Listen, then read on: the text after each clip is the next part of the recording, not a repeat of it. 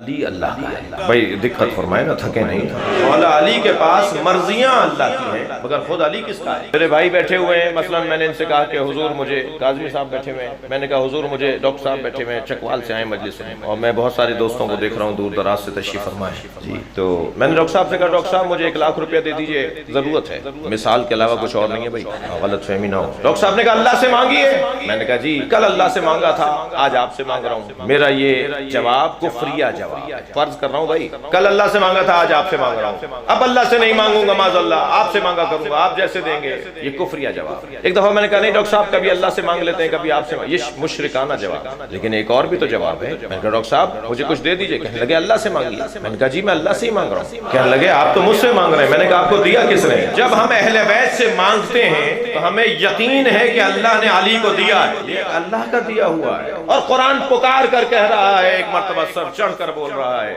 الف لام میم ذالک الکتاب لا ریب فیہ ھدی للمتقین الذین یؤمنون بالغیب ویقیمون الصلاۃ ومما رزقناہم ینفقون۔ صاحبان تقوی کی نشانی یہ ہے کہ ہم انہیں عطا کرتے ہیں، اللہ کہہ رہا ہے صاحبان تقوی کی نشانی یہ ہے کہ ہم انہیں عطا کرتے ہیں اور وہ بانٹ دیتے ہیں۔ تو ہم بھی تو یہی کہہ رہے ہیں کہ عام متقی تو اللہ سے لے کر بانٹتا ہو جو امام المتقین ہو۔ عزیزو، مولا کے باب میں اب اصل مجلس تو میری اب شروع ہوئی ہے، مولا کے فضائل کے باب میں کہاں سے بات شروع ہو اور کہاں پہنچی ہے، اتنا طے ہے کہ اسم اعظم الہی ہے علی، وَلِلَّهِ أَسْمَاءُ الْحُسْنَى فَادْعُوهُ بِهَا، اللہ ہی کے لیے بہترین نام ہے، اللہ کو ناموں کے ذریعے پکارو۔ میرے مولا اپنے سینے پہ تفسیر نور الثقلین، مولا اپنے سینے پہ ہاتھ رکھ کے فرماتے ہیں نحن اسماء الحسنى، ہم ہی اللہ کے بہترین نام ہیں۔ اللہ سے بات کرنے کے لیے ہم سے بات کرنا پڑے گی۔